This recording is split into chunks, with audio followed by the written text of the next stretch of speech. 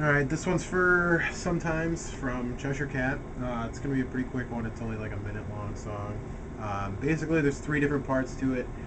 The intro, which consists of some chords, which are more or less the same chords in the verse, and then like a fast picking part. So to start off, these are the intro and verse chords.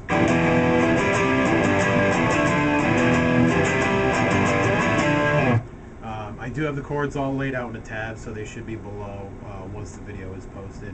But slower, just in case you need it, these are the chords.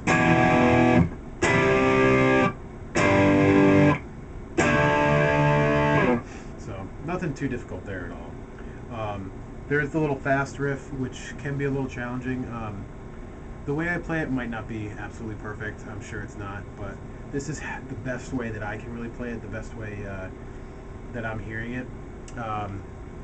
So I'll show you how I do it. If you like playing it a different way, by all means, go ahead.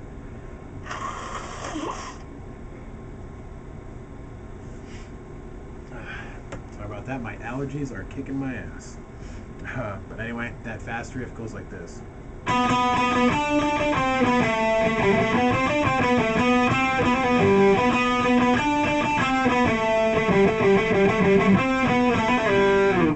So basically, I like to think of it as 2 different parts. The first part of both of those parts is really similar. It's actually the same thing, so it just goes. So that'll be the first part, which actually starts both pieces of this little riff. So, and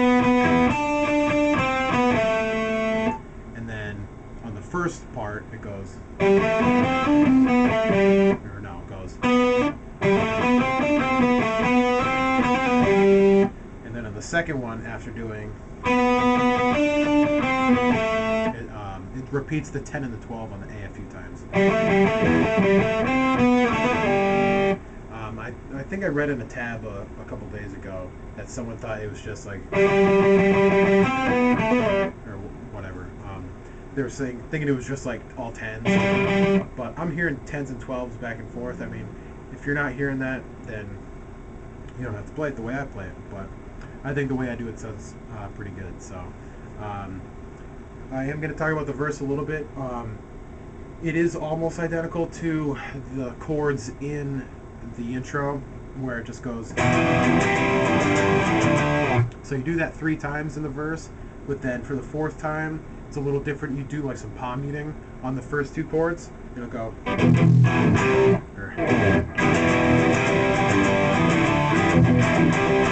And then instead of going, you go.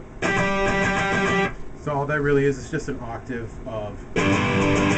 So it's a 5 on the D, and then a 8 on the B string. So really all it is just an octave chord. So shouldn't have any trouble there really. Just make sure you're muting that G string. And then the chorus is really just 3 chords. It goes like this.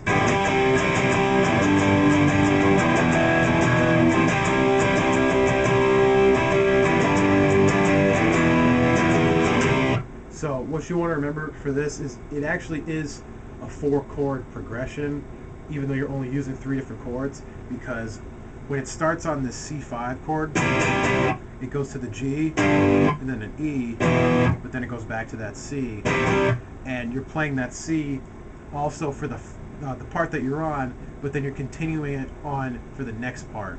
So basically, you play the C, the G, the E, and then you're playing the C pretty much twice as long as you're playing the other ones, because it's the first part of the riff, or of the progression, and it's the last part of the progression. So I'm going to play it just through. I mean, I'm assuming that I'm going to have some beginners watching this. I know not all of you are going to need to know this. I mean, obviously, for anyone that's like intermediate or above, I mean, it's really not that difficult to figure out. But anyway, it'll sound like this.